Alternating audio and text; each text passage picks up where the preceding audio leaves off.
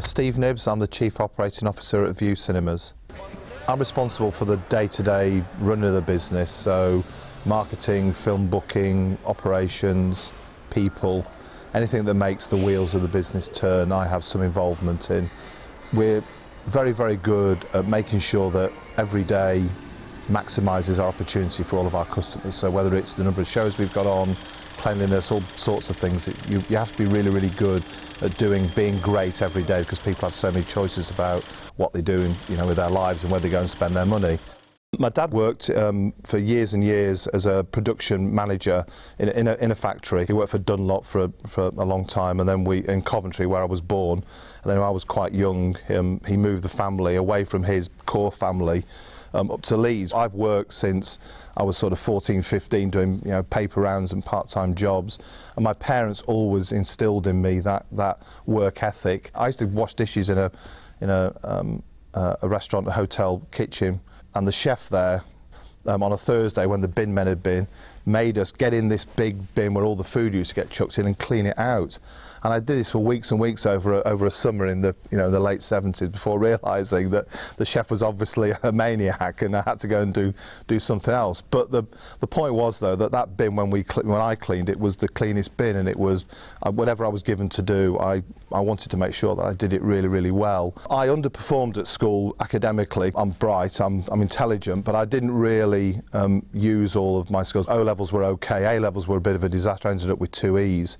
And then I went to Middlesbrough, Teesside Polytechnic as it was then, to study business studies. I did public administration. And I did that for 2 years. I didn't really enjoy it. I enjoyed the time I was there because I obviously, again, looking back on it, I was getting out of my system. I just had a good time. And I decided to leave. I had enough of being a student. I started running pubs and restaurants and bars and all sorts of things.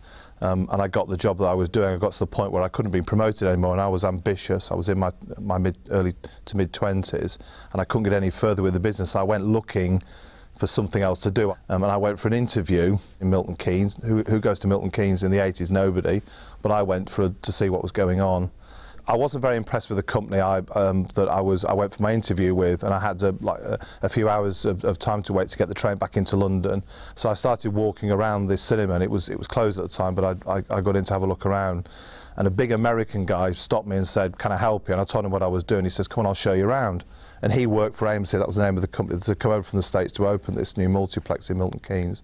And he was the managing director. But as I was talking to him about just what I was doing there, he just said, "Well, we're looking for people like you." He says, "We want young managers. We're opening these complexes all over the country, and we're looking for people like you. Are you interested?" And I said, "Well, yeah, I'd like to talk to you." Well, he said, "It looks really interesting," because it was a customer-facing business, which is what I was used to, but it was completely different to anything I'd ever done before. Started, sweeping floors and handing out popcorn and doing all of the basic training, and I've done everything. I've had my hands down toilets, and I've cleaned floors, and I've swept and polished and mopped and done all of those things, which I think give you a good grounding. So they asked me if I would go to open their second place, which was in Newcastle at the Metro Centre.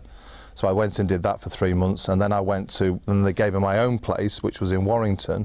So I went and did that 6 months later. And before you knew it, you had a career ahead of you. You grabbed your chance and took it and ran with it. They liked what they saw, and I liked what I saw, and it just kind of went on from there. I thoroughly enjoy what I do.